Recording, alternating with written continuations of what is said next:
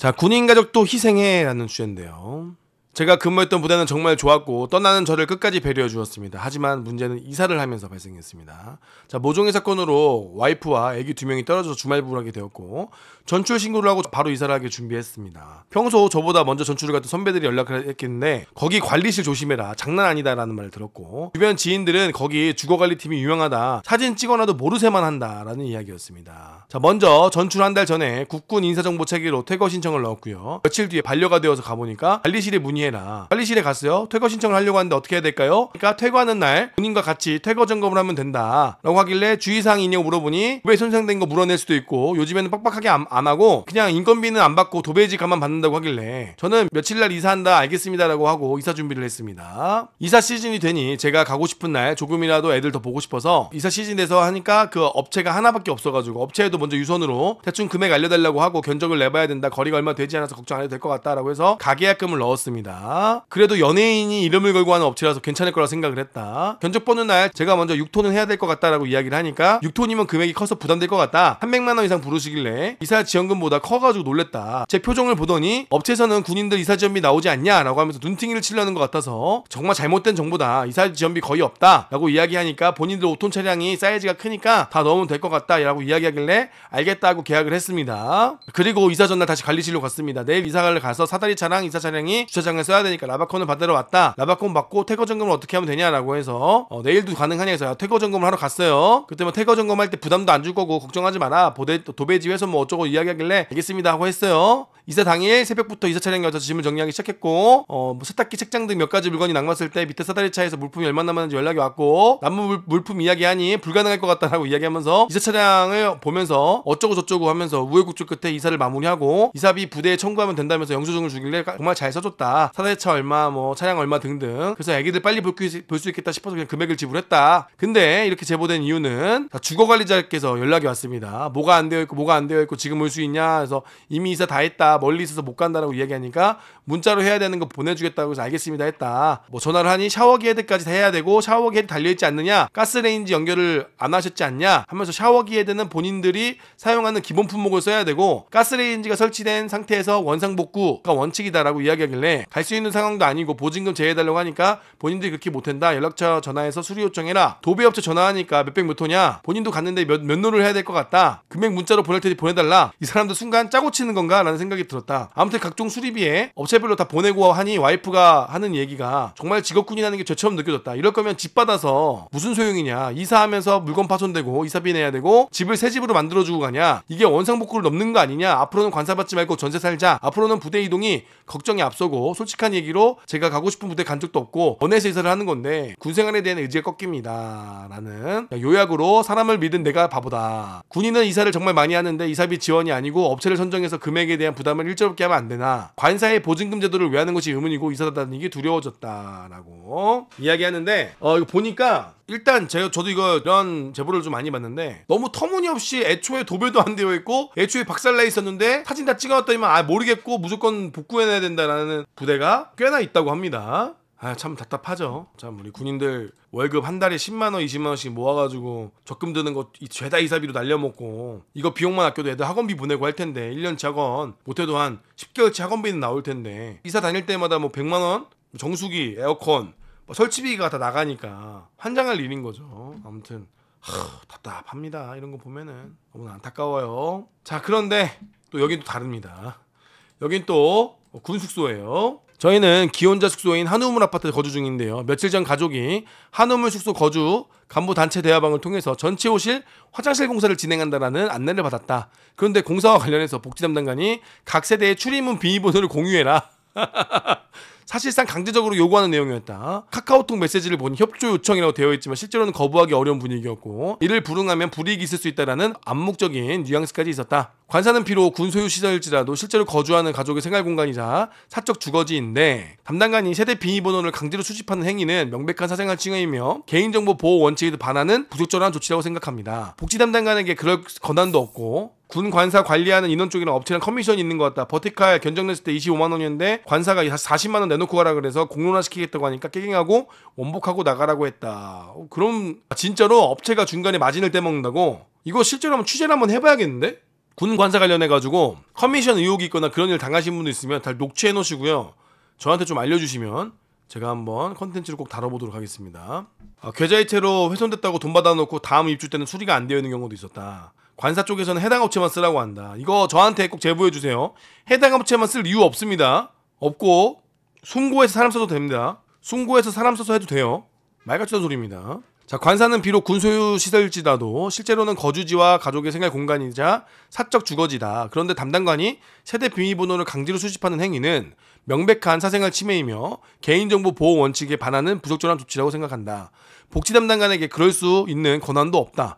공사 편의가 필요하면 최소한 거주자 입회하, 출입이나 서면 동의 절차 등이 정상적이고 합리적인 방법이 충분히 있을 것이다. 그럼에도 불구하고 비밀번호를 내놓으라 라는 식의 태도는 매우 불쾌하며 거주자들 단순한 관리 대상으로 취급하는 인식이 존재한다는 점에서 실망을 금할 수 없다. 더구나 군 숙소에 거주하는 간부들은 부대 내에서 매일 얼굴 보고 함께 근무하는 관계이기 때문에 이런 요구가 부적절하다는 걸 알면서도 문제 제기를 하기 어려운 분위기가 존재합니다. 저희 또한 불필요한 마찰을 피하고자 우선적으로는 요구에 응했지만 이런 분위기로 인해 아무도 문제 제기하지 않으면 오히려 더 큰 문제가 될 것이라 목소리를 내겠습니다. 저는 단순히 개인의 불쾌감을 토로하고자 하는 것이 아니라 군이라는 조직이 불편해도 참는 것이 당연한 분위기가 계속된다면 결국 누구도 안전하지 않고 아무도 목소리 낼 수 없는 구조가 고찰될 것이라고 생각됩니다. 그런 점에서 주거권과 인권 문제로 진지하게 다뤄져야 할 사안이라고 생각합니다. 이 부당한 요구에 불쾌감을 느끼는 사람도 분명히 있을 텐데 괜히 자신만 불편하고 예민한 사람 될까봐 얼굴 붉히고 싶지 않아서 아무도 말을 못하고 있습니다. 라고. 이게 말이 되나?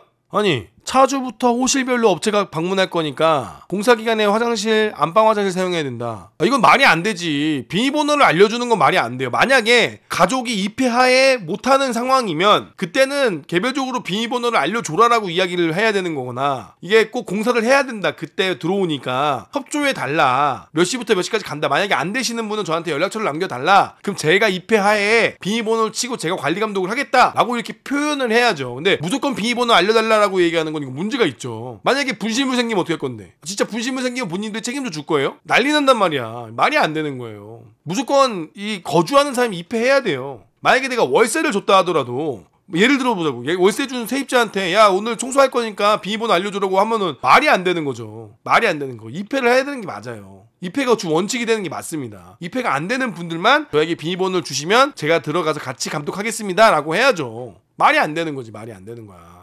자, 비밀번호를 공유해주는 순서부터 진행하도록 하겠다. 적극적으로 협조해주시고 불편하시더라도 너그럽게 생각해주면 감사하겠다라고 이야기를 합니다. 이건 좀 말이 안 되고요. 비밀번호를 공유하는 건 잘못된 일입니다. 만약에 분실물 생기면 누가 책임질 겁니까? 그 CCTV도 없는데. 이거는 저라면 안 알려줄 거고 저는 이거 따질 것 같습니다. 비밀번호 알려준 게 맞냐고. 만약에 분실물 생기면 어떻게 할 거냐고. 누가 책임질 거냐고. 라고 저는 서약서 받고 시작하겠습니다.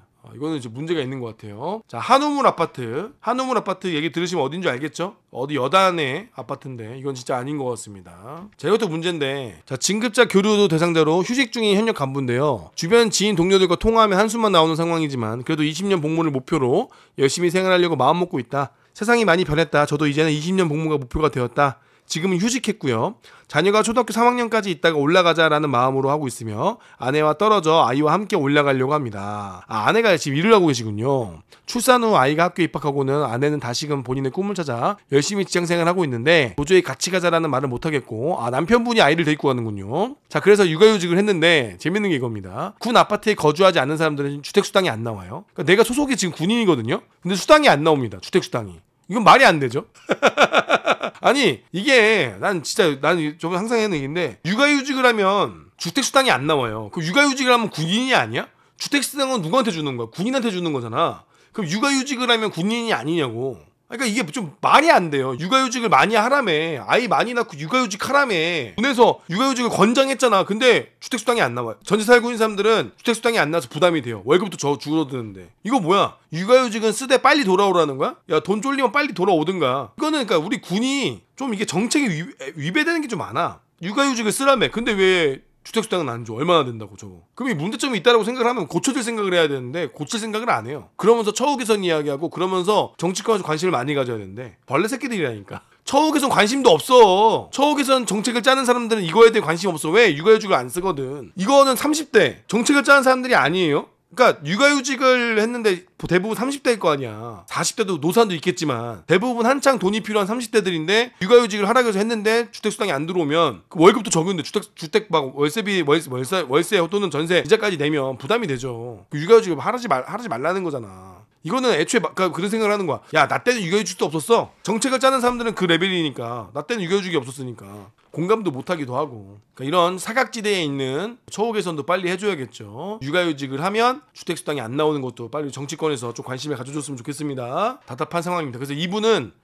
관사에 살아야 된다라고 주장하고 있고, 아까 그분은 전세를 살아야 된다고 또 이야기하고 있고, 아무튼 관사에 사는 사람이나 전세로 사는 사람이나 둘 다 족같은 건 똑같다. 그냥 군인이라서 그런 거다. 군인이라서 환장할 일이다잉. 자, 아무튼 이용원 의원님께서 또 하신 거죠. 사비로 이사하는 군인들 장병 이사비 지원 5년째 제자리다. 군인들이 이사를 많이 다니는데 그만큼 자기 돈 쓰면서 TV, 인터넷, 정수기, 에어컨 다 본인들 비대까지 다 본인 돈으로 하고 이사할 때마다 100만원, 150만원 그냥 깨지죠. 그러니까 돈을 모을 수가 없는 구조예요. 특히나 상사들은 이번에 진급자 교류하면서 이사 가면서 아마 돈 꽤 나가야 되니까 미쳐버리는 거죠. 그러니까 전역을 많이 하는 겁니다. 자, 그러다 보니까 이러한 일들이 계속 일어나다 보니까 중견 간부들이 전역하는 이유 뻔하죠. 방금 나왔잖아요. 이러한 일들이 벌어지니까 장교들은 더 이상 못 버티겠다라고 그만두는 친구들이 대위들이 나오는 거고, 그리고 부사관들은 이제 진급자 교류가 생겼잖아요. 상사 진급하면 한창 애들이 이제 클 때야. 애들이 막 초등학생 혹은 뭐 중학생까지 가는 분도 있어. 상사 달 때. 혹은 대부분 이제 어린 나이의 애들이란 말이에요. 그럼 내가 만약에 포천에 있다라도 파주로 간다고 하더라도 이사 비용이 만만치가 않지. 생활터를 다 옮겨야 되지. 파주는 솔직히 그만 낫긴 하지. 근데 파주에서 포천 가는 경우도 있단 말이에요. 그러면 그때 고민을 하는 거예요. 우리 와이프가 직장도 그만둬야 되는 거고 생활터전도 바뀌어야 되는데 이사 비용도 많이 들고, 그러니까 진급하면 육아휴직 때리는 거야. 계산을 해봤더니만 이사 가고 뭐 하면 손해야. 그러니까 육아휴직 일단 때리는 거야. 그러니까 육아휴직자가 많은 거야. 그 인원들은 고로 전역하는 인원들이 될 거고. 그 중견 간부들이 많이 전역하는 이유?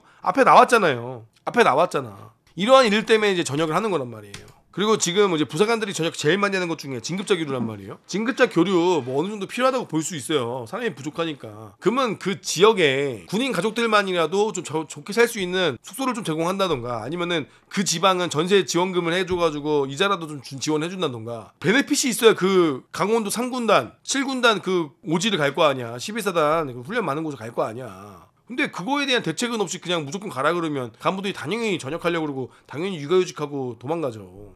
이걸 당연한 걸 메커니즘을 아무도 이해를 안 하더라고. 진급자 교류 되는 순간 다들 고민한다니까. 전역을 고민한다니까. 근데도 이악 물고 그냥 하고 있죠. 절대 안 없어질 겁니다. 내년에는 아마 더 없어질 거예요. 내년에 한 30%대 가지 않을까? 38% 저는 예상합니다. 지금 시작입니다. 지금 090, 왜 시작이냐? 07군번, 08군번, 09군번, 10군번 때 부사관을 많이 뽑았어요. 그때 부사관을 많이 뽑았어. 군인들 늘린다고. 그때는 경기가 또 어렵고 취업이 또 안 된다는 말이 많아서 부사관들이 많이 지원을 했어. 지금 그래서 그때 당시 07, 08, 09, 10군번들이 부사관들이 상사 진급이 늦었단 말이에요. 왜냐? 너무 선배들도 있고 본인들 부사관들이 너무 많으니까 상사 진급이 좀 딜레이 됐는데, 재작년인가? 3년 전인가 4년 전에 대거 진급했잖아. 07, 08, 09 군번이. 그러다 보니까 이제 이 친구들이 좀 있으면 20년 오죠? 육아휴직 2년에다가 그 다음에 직보반 1년까지 하면은 지금부터 3년을 빼면 돼. 그러면 11군번들이 이제 전역할 때가 온단 말이야.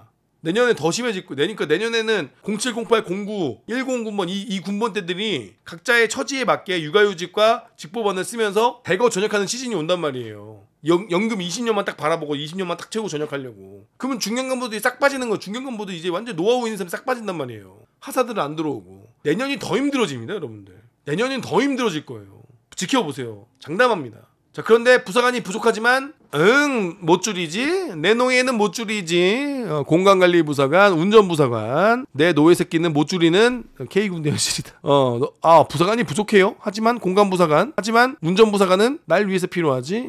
부사관은 부족해도 노예는 못 줄이는 K군대 현 상황이다. 벌레 같은 새끼들 진짜. 아니 밥도 못 해먹냐? 참모총장은 와이프가 없어? 뭐 군단장은 와이프가 없어? 집이 관리가 안 되면 집을 줄여야지. 왜 장군들 집도 가지도 않는데 개새끼는 왜 키우고 정원은 왜 갖고 오는 거야? 왜 집에서 골프는 치고 테니스를 왜 치는 거야? 없으면 안 하면 되잖아. 아니면은 없애면 되지. 시간도 없는 인간들. 아무튼 이 개판이라니까 진짜.